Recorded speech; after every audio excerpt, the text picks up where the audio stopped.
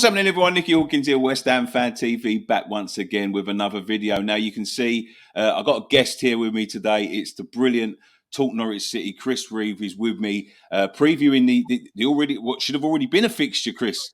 We done a preview for this about a month ago, but the rearranged fixture, I'll be honest with you, this one snuck up on me because I didn't even realise I'd rearranged it till a few days ago. So yeah. I got back in contact with it. But how you doing, pal? Yeah, mate, I'm really good, thank you. Although I'm dreading this game. You boys have just been flying this season. There's only two teams in the Premier League this season that I will give proper credit to as an opposition and have done well. One you're not going to like, which is Chelsea. I think they've been really solid. The other, West Ham. Honestly, you boys are just looking so good from front to back. Solid spine, skill, attacking flair, a bit of personality, a bit of character about you, a bit of story. You're in Europe, and kudos to you boys because you've stuck with them through thick and thin, and you truly deserve this success, particularly after the turbulent seasons that you've had prior to this one. But no, from a Norwich City perspective, I go into this game not as worried as I was in the previously arranged fixture, which of course got called off. We have got probably our only player that can do some damage will be back against West Ham. Yeah.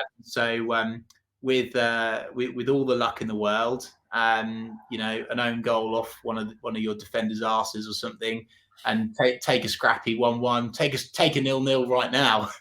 Listen, I think you're going to be quite pleasantly surprised to hear that it's at home where we've looked vulnerable.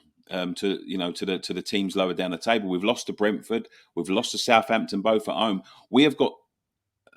We've beaten both of them. We've beaten both, by the way. Would you believe? Yeah, I know exactly. And we've lost to both of them at home. We can look.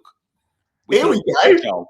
Yeah, we can look fragile. Good news. I didn't expect to come on here and get a bit of an ego boost, Nicky. But thanks. No, I've got to tell the truth, Chris. I'm a very black and white person. I'll say it how it is. And although we have been superb this season, I've got no complaints whatsoever. How can I complain? Some of the dross that I've seen over the years, I would never make a complaint. But I've been away. I've been at home to every game, and it's at home where we look fragile, especially with the defenders out. But, what sort of shape do we find Norwich in at the moment? You just said you've got a player back. Yes, we have got Mila Rashica back, who is one of only two players. We had Matthias Norman, but unfortunately he's got himself, well, not on purpose injured, but he is injured.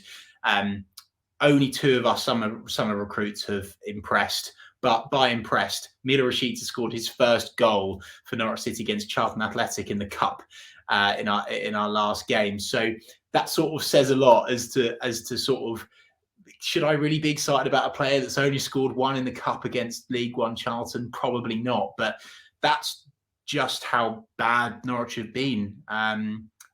Look, we've gone through we had a horrific start. Anyone with their head screwed on that understands football, that knows when a team comes down to Championship and comes up, particularly with Norwich's model, we don't have a billionaire owner. We don't, Dealer and Michael Wynne-Jones are worth 25 million, right? So, and that's what you would sign on one player. It's almost impossible for Norwich to actually break in now and close the gap. The gap is, in my opinion, too big. However, what's been completely unacceptable from a Norwich City point of view is the seemingly lack of fight. We are monumentally disappointed with the summer recruitment because we actually showed some intent. We spent 50 million, which I believe is within the top 15 spenders in Europe. Considering there's a pandemic, that was a big gamble. Norwich City put their chips on red, and almost every single player has flopped that we brought in. So, you find Norwich City in a state of we are on the floor in terms of confidence. I know that we've just gone and won against Charlton, but you've got to bear in mind that's our first goal in something like 7 hours worth of football, something ridiculous like that. There's injuries all over the park. We haven't been able to stick to the same starting 11 in Yonks because of COVID, because of injuries. And I know that other teams have been going through that, but what other opposition fans don't realise is With a team like West Ham, it's, oh no, we just go to the player on the bench that's worth 8 million as opposed to 20 million or something like that. Yeah. Whereas Norwich City, it goes from maybe 3 or 4 million to all of a sudden like 250 grand or something ridiculous like that, or even a youth player. So yeah, it's worrying. And I must say, and I don't think I'm over-egging this, this is crucial for Norwich now. We have to get form now. We have to gain momentum now. The bonkers thing is, though, Nick, is that we're only 3 points off it. If Yeah. get a statement win away from home, and I perceive West Ham, winning against West Ham would be a statement win. Away from home, London Stadium, one of the most informed teams in the league, and all of a sudden we're back in the room. That's the crazy thing about this league. So I think that's why it's been so frustrating for the Norwich fans, because we have been shit, but there's still so many other teams that have been in and amongst it, and that's what's more frustrating for Norwich. Yeah, I mean, I find that quite. I think that's. I know it hasn't been great. You know, at the beginning of the season, it was awful. It brings me to a good point actually, because you see the likes of Newcastle now. They've got money. They're now going to pay some of these mercenaries £150,000 a week, and they want to try and get themselves out of it. I personally still think they'll go down. I don't think they're signing the right type of players, and the right type of players wouldn't be attracted to them at the moment. But are you getting a little bit, because look, I hate watching Norwich go down, because I love you and I love Jack, and I've known you for many years now, and it genuinely, out of all the fan channels, it genuinely hurts me the most when I have to see you drop out the Premier League. When you drop out, because I just think to myself, because of the level Norwich are at, and when they come back up, they struggle to compete. I think, am I going to see them again?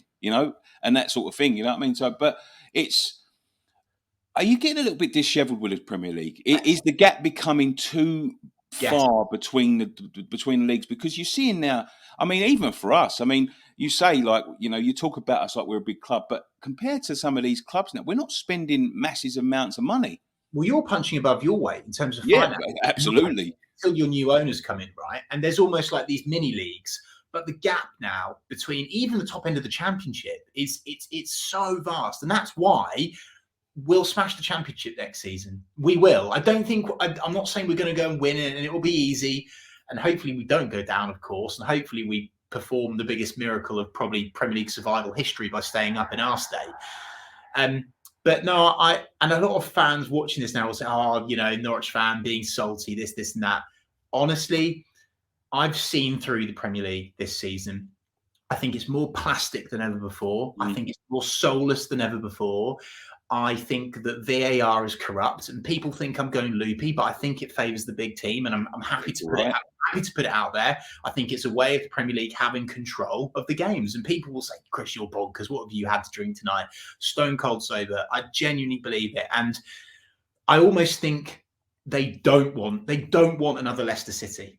They don't want West Ham to win the league. They don't want West Ham to get, they don't.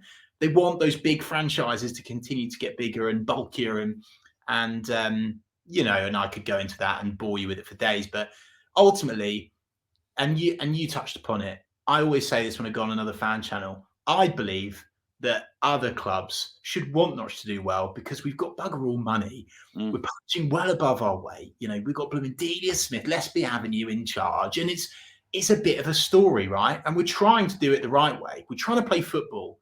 We're not this sort of Tony Pulis, Stoke City side of years gone by, just trying to shit out our way through games. We'll go to London Stadium at the weekend. We'll try and play football, albeit pretty bad football. Yeah. We'll give it a go. But I don't think it's going to be easy for Norwich to come back up again. And I think we've probably been found out, both in terms of our recruitment and also I think people within the club have found their level. And it is disheartening because Norwich have had so many shots to make it right. We've had even if you go back to Ricky Van Wolfswinkel, famous signing, scored 1 goal against Everton on his debut, did nothing else. Yeah. We signed Stephen Naismith from Everton. Again, you would say, big money, experienced striker. He'll score goals. He did well against Liverpool on his debut. Apart from that, did absolutely jack shit. So we have been unlucky. But we've been really bad in the recruitment department, and unfortunately, I think that's why Norwich City are now in in a bit of a limbo state, and I will be very, very surprised if I want us to do it, but I'm just not sure if we can Sure. now. See, I echo those thoughts. I mean, we've been in the Premier League for many years. You know, we've been pretty much stable in there. We've had a couple of seasons out over the last 20 odd years. But I love West Ham and I love the game of football. But what pisses me off about the Premier League is that it's killing my love for the game.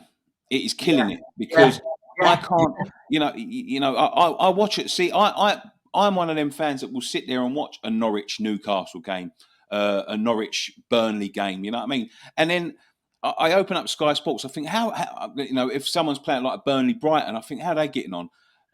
I'll click on the thing, and there's a game going on, and they're talking about Liverpool and Manchester United, and yeah, and you wouldn't even know that there was another game going on. Every time that they come on the TV, if they have to, tick the boxes and put one of these lower team games on, it's like it's a conversation about the Big Six with a game sort of yeah. rudely interrupting it in between that, and that's what pisses me off because I know from experience when we've been in the Championship, everyone gets a sort of even broadcasting time because relatively no one gives a shit about anyone landing in the Championship. You know what I mean? But you know, with Liverpool, with everyone like that, no one gives a shit about the rest. It's only them. You know, you're in the big league, but you're not mentioned. So And that's why, ultimately, and that is exactly why I'm loving seeing West Ham do well this season.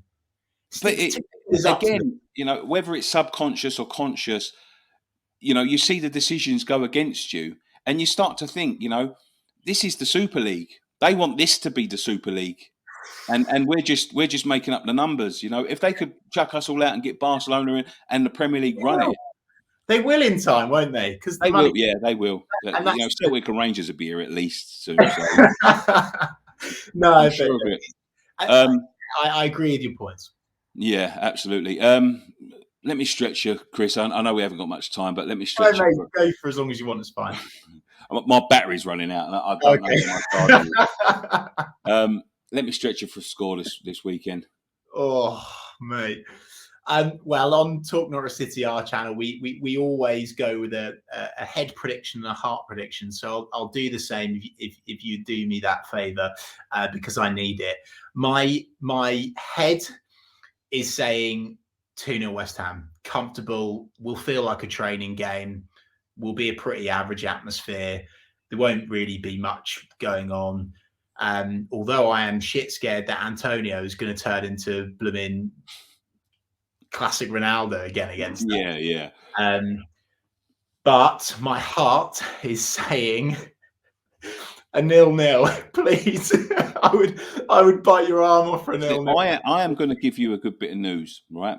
Go If on. you come to play football, if Yes. you come to try and match us, we'll beat you quite comfortably. We'll beat Oh, you sort of 3-0. If you come and do what every other manager does and puts everyone behind the ball and tries to hit us on the counter, we're we not doing that. struggle to break teams down, We're and not that going is to do where that. we get beat. So let me give you the good news. We ain't going to do that. So 3-0 win. We're Let's not. just see. We're You not. never know, because I feel a little bit that we've been worked out by some of these, the Brentfords and if they take them models Yeah. and them blueprints, you never know. You could be Yeah. surprised. You But could be very surprised. the quality difference is bonkers, though, mate. The quality difference is absolutely bonkers. So even if you But have a listen, bad game, we played Leeds, a very much changed Leeds, and apart from the goals, we struggled. and by the way, Leeds are crap. Yeah, and they're not very good. Yeah, they're not very good at all. Yeah, and we struggled to break them down, and. That's what I find. That's what, from a West Ham point of view, right? That's what I find a bit mad about this, right? Because you're seemingly you're taking the big teams to town, which we love because we want to stick two fingers up to the greedy six. But it's almost like the Brentfords, the Southamptons, like that's where you're falling over, which That's what might I'm saying. be the The difference. teams that come at us, we'll deal with it and we counter and we find space. When there's very little space is when we struggle because we've got very little invention, very little. It's very direct. And when teams come and they absorb that directness, we don't know where else to go. We play one certain way, we hit on the counter, We've got set pieces and all of that sort of stuff. If teams just sit there and absorb it, if we can't find a way through, we sort of look at each other and go, well, what are we going to do? That ain't working, and we ain't got another plan. So I'll give you that good news. But yeah, let's see how it goes, Chris. I am expecting West Ham to win this weekend, and I'd be quite disappointed if they didn't. But I'm just giving you hope. I don't think you never know. I said that against Brentford, and I said that against Southampton, and we got beat by both of them. Well, we're quite capable of getting beat. Fingers crossed that comes true, because we really need the points. We very much are a bit of a Premier League charity case at the moment. So I think West Ham will be fine. You'll get Champions League anyway. You don't need to beat. You don't need to beat Norwich. I don't even think I want it at this point. I really don't. I really don't, after all the corruption. But Chris, thank you so much for joining us. Where can everyone find you? Absolute pleasure as always. We are Talk Norwich City, at Talk Norwich City on everything: Instagram, Twitter, Facebook, YouTube. I'm Chris Revo. Come and chat. If Norwich do get a point, you will hear from me. If we lose, you won't hear from me.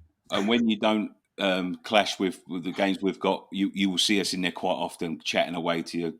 Drop in a super chat or two, because we absolutely love the boys over there. They're well worth a sub. Go and give them a sub and go and watch their content. It's absolutely brilliant. But Chris, thank you very much. There's one thing left for me to say, and that's come on you Irons. On the ball, City. Come on, you Yellows.